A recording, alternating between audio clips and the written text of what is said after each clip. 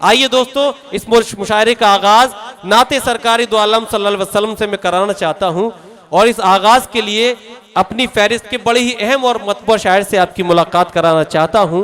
वो अहम और मतबर शख्सियत जो सूफी इंटरनेशनल मिशन के बानी भी हैं, दिल्ली उर्दू अकादमी के साबिक वाइस चेयरमैन भी हैं, जिनकी शिरकत हमारे लिए बाइस से फख्र भी है, जो इस मुशायरे का वकार भी है, जो इस मुशायरे की आबरू भी है।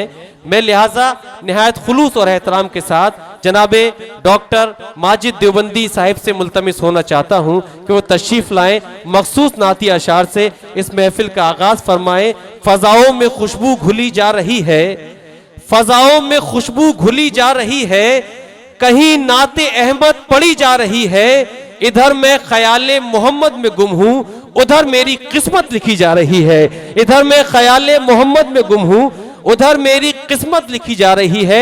इन चार मिसरों के साथ मैं दरख्वास्त गुजार हूं मोहतरम डॉक्टर माजिद देवबंदी साहब तशरीफ लाएं और नाती अशार से इस महफिल का खूबसूरत आगाज फरमाकर इस महफिल को बाबरकत और इसकी अजमतों तक पहुंचा दें। मैं मुशायर माइक पर जनाबे डॉक्टर माजिद देवबंदी। मुशायरे की जान, मुशायरे के रूह रवां,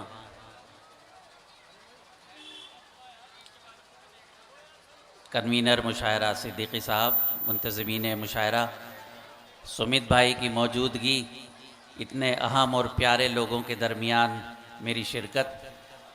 मैं सुमित भाई से बता रहा था कि मुझे ये फ़ख्र हासिल है कि इनकी वालदा मोहतरमा की ज़िंदगी में मेरी उनसे मुलाकातें रही, जिस ज़माने में वो आपके सूबे के वज़ीर थीं। बात ये नहीं होती कि हम किस आदमी से कितना प्यार करते हैं, बात ये होती है कि अगर वो हमारे दरमियान नहीं है तो हम उसे कितना याद रखते हैं।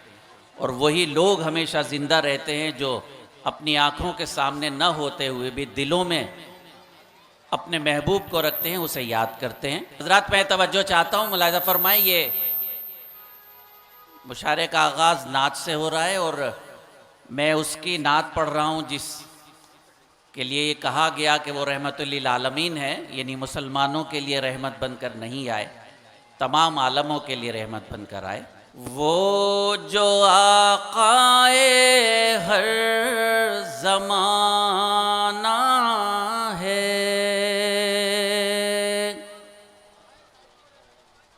वो जो आकाए हर ज़माना है,